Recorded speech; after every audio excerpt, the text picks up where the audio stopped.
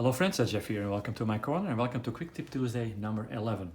Now over the past couple of weeks I had a few guys asking me to show again how to create or how to replicate or simulate battle damage on a turret or a hull.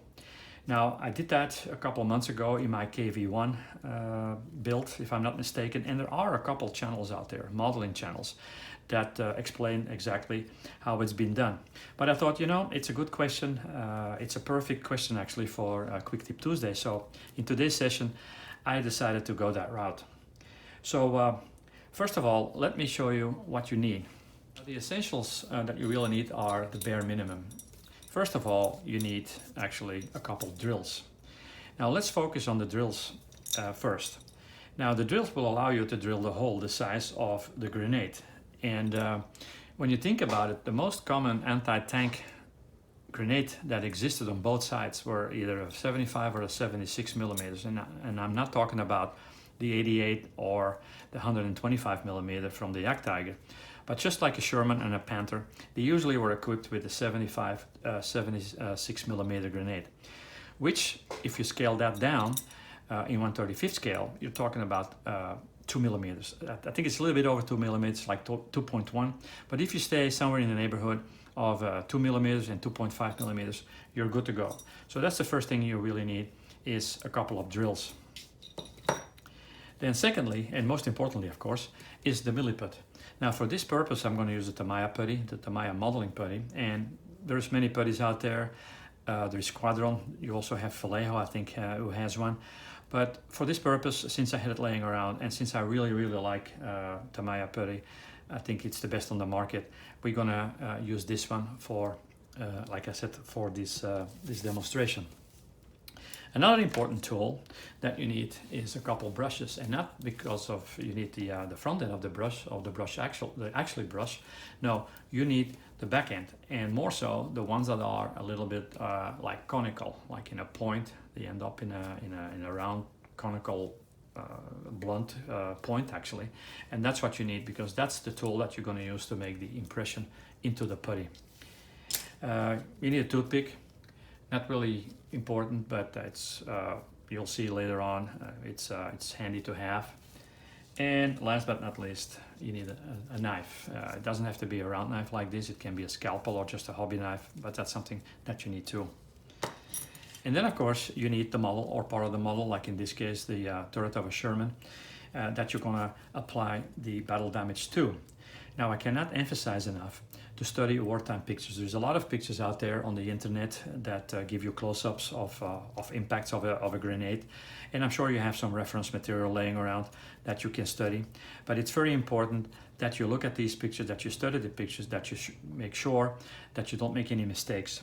Nothing is worse than drilling a hole in a Sherman, I mean in a model actually, and then finally you realize, well, I should have not drilled it there, I should have drilled it somewhere else. So before you do any drilling, make sure you do your homework. So after you're done looking at pictures and you really decide what to do with it, then it's time to mark the spot where you're gonna do the battle damage. And again, if you're gonna put it on a diorama and you're gonna create a little scene, it all is about logic. You have to make sure that everything you do or any damage you do has to be realistic, but foremost it has to be logic. So in this case we're going to keep it a little simple. We're going to make like an impact here, and then another one we'll do right here, like something that ricocheted off there. So let's start with drilling, of course, the hole. Now if you study the pictures more closely, you will see that in almost, or in at least in many cases, that the grenade, when it impacts the metal, that it almost happens under an angle because of the slanting of or the curvature of the hull or the turret. So you might when you start drilling your hole, you might do it under a slight little angle. So show you.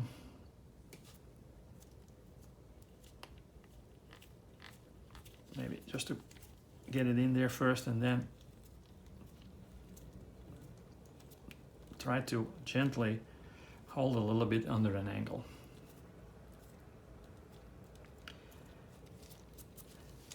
Now, it also depends on the thickness of the plastic. I always like not to go through it.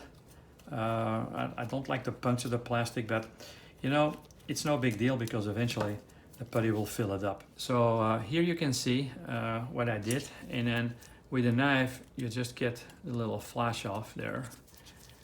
Maybe make it clean a little bit. And this is where we're gonna create or recreate our impact. Now I'm gonna try to drill it over here too and make it look like it's more like a ricochet. So that's gonna be a little bit more tricky, especially to drill. So I might have to use a smaller drill first to pre-drill a little bit.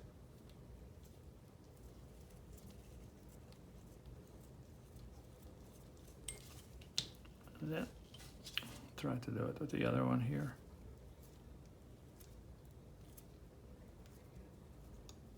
But again, I'm going to try to stay a little bit at an angle.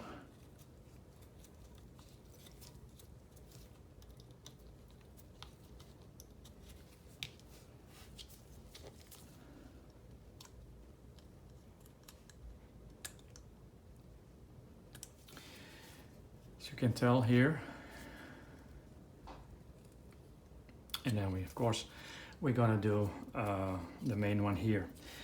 Now, next thing you do is take a little bit of cardboard or some plastic sheet and squirt a little bit of putty on that.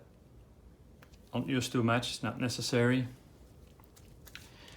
And then with the toothpick, you're gonna pick up some of the putty and just press it into the hole.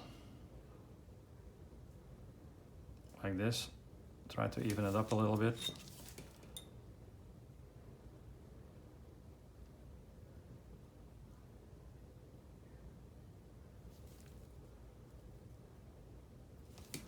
Just like that.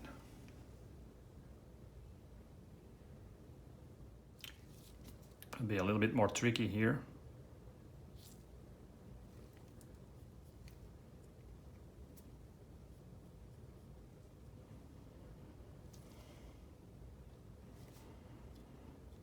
Like I said, it doesn't really have to be perfect because there's also the structure, I mean the relief of the cast iron turret, so it all at the end will blend in. So now what we do, we take one of our brushes and then just gently press it in and maybe turn it a little bit, and that's it. Now, the knife will also help you to feather it a little bit out here, just to make it kind of a little bit more like on rougher on the edges. And if you think there is a little bit too much excess of the putty, you just cut that off.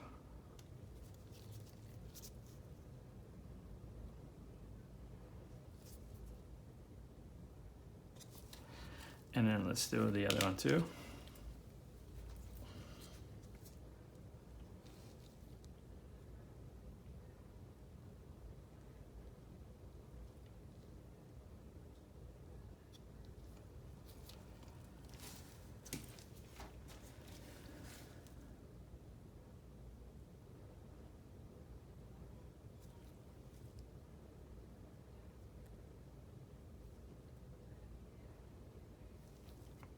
And that's all it actually is. You know, it doesn't have to be perfect. And you can also blend this a little bit more with putty here, like you apply some liquid putty on there and then just blend the whole together. And same thing on the back. And again, when you look at pictures, you will see that there are all kind of impacts, all kind of damages. Every grenade was different. So you don't have to worry that you think, oh, mine looks a little bit different than somebody else's. It's all fine. Take your time and you'll be fine. I did a couple other ones here. This is on a Panther turret. And then another one is on the hull of a Panther.